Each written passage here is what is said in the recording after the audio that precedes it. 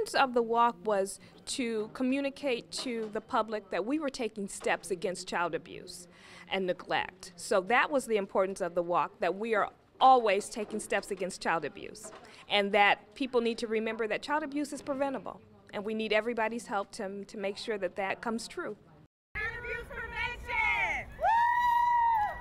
Good morning, my name is David Merriman. I'm the Deputy Chief of Staff for Health and Human Services.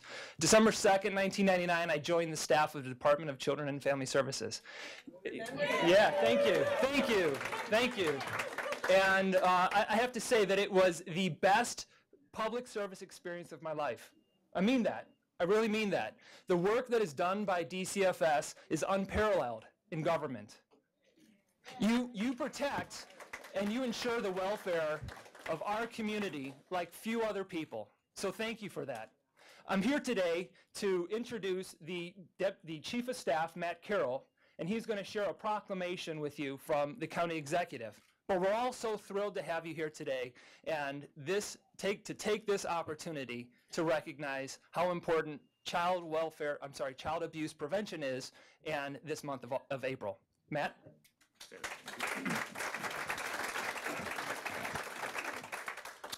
Good morning, everybody. I wanted to begin with a thank you. I think David mentioned it, but I think the people in this room, the work that you do every day deserves our gratitude, deserves our recognition.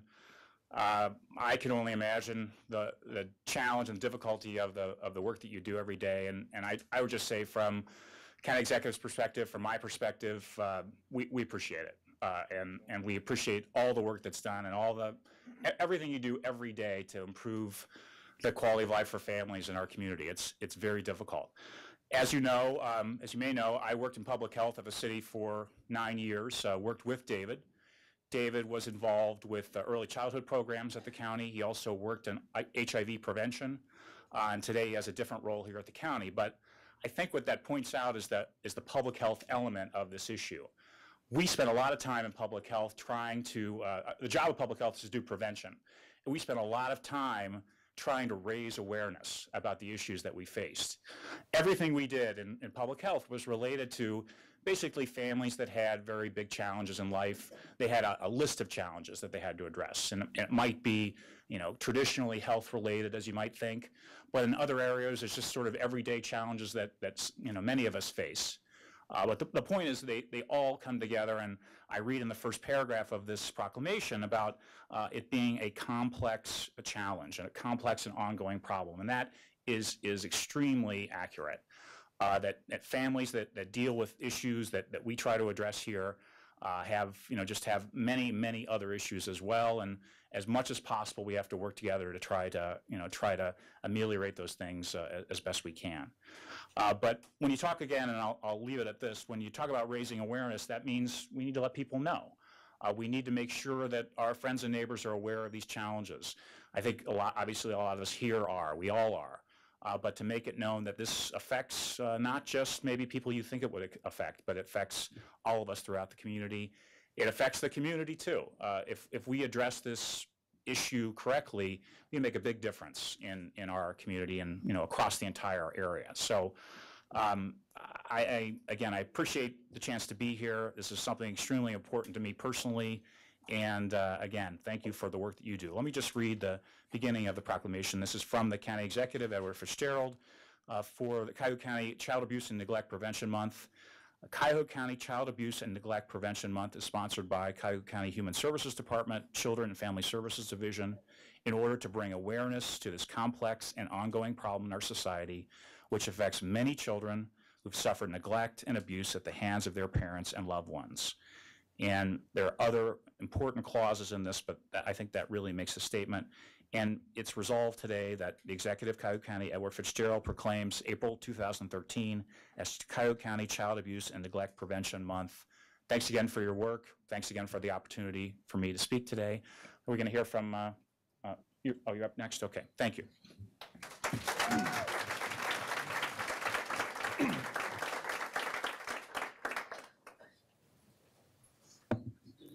Thanks, Matt. I hope you now understand how much support and encouragement that you have from the county administration. please, please understand that this office supports the work you do. And we're not alone. With us today is our Councilman Dale Miller and Councilwoman Sunny Simon. They're back in the back of the room. They didn't want to take space, but if they could raise their hand and be recognized. Thank you very much to the council for coming today and for supporting this walk. I'm going to turn it over to Pat now to also speak about the importance of this Awareness Month. Good morning, everybody. Thanks to all the staff and all of our community partners who joined us on our walk this morning to let our community know how much this means to us and how important it is that all of our community understand two things. One, child abuse is a problem across all walks of life. And two, it is preventable, right? That's what we want people to know. But unfortunately, it is a big problem. Nationally, there's a report of child abuse every 10 seconds. More than 5 children die every day in this country as a result of child abuse. It occurs at every socioeconomic level, we know that.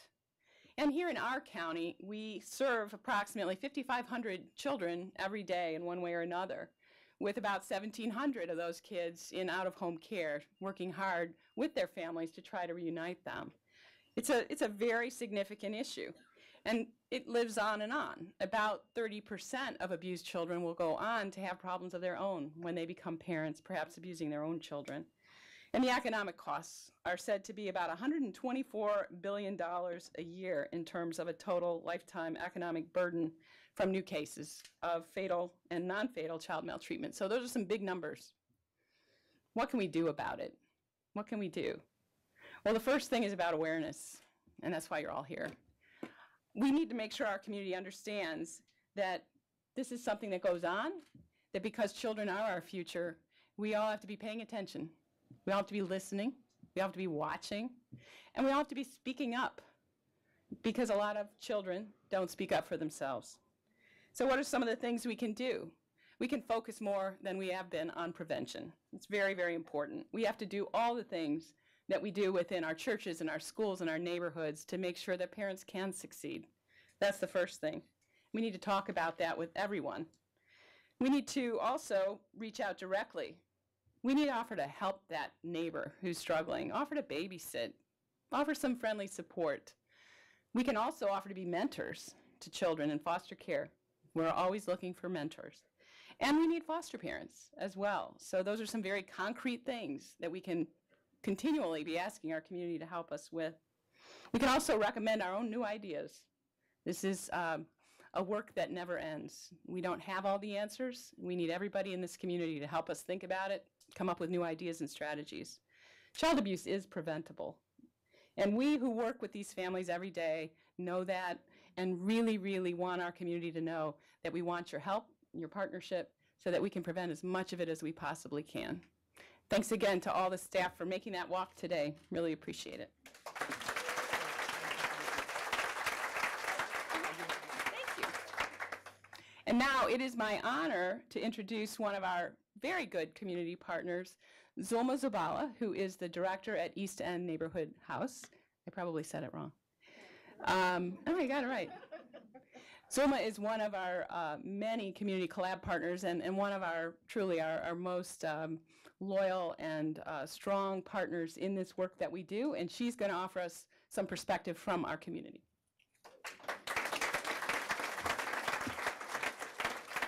Well, I want to say thank you to all of you for the very hard work that you do every single day when you show up to see some of the most difficult situations that you see on a daily, and that you are committed, and you ought to be commended for that work at DCFS and at the community level.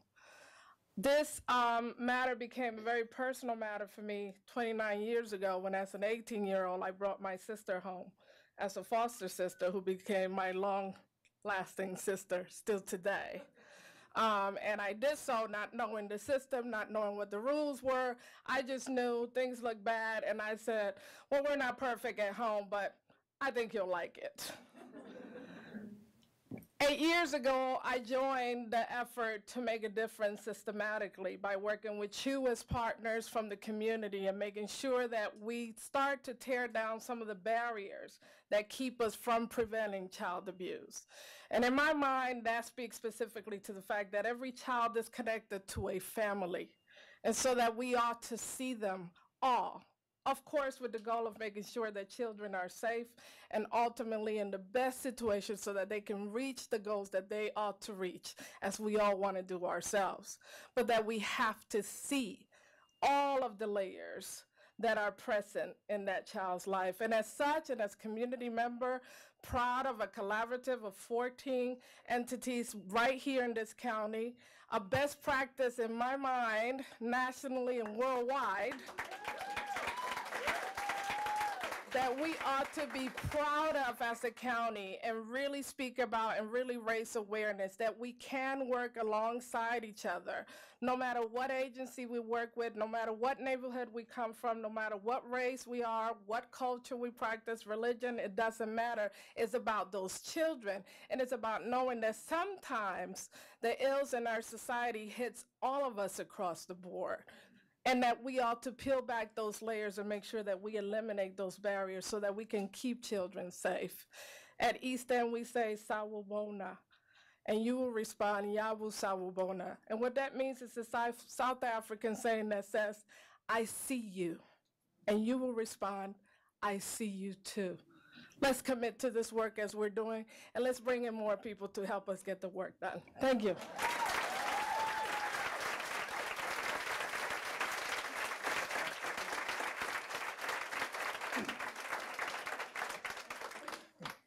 Powerful words. Thank you very much for coming today. And thanks to Faye, to Denisha, and for the rest of the committee that helped put this event together. Thank you. But also,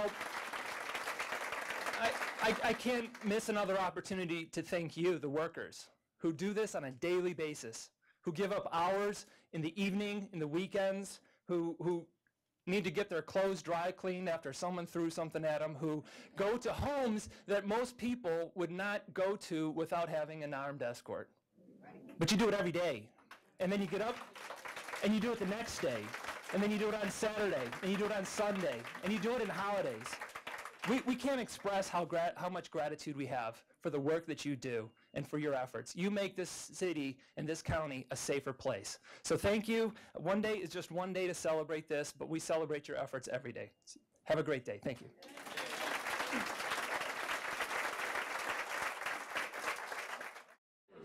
It's wonderful to see this kind of public support because it's the kind of work that many people find painful to talk about. So having an opportunity to bring it out into the open and to remind people that we've got to be the eyes and ears out there for kids, and that we can actually prevent a lot of child abuse, that there's a message of hope here, very important to us to get that across.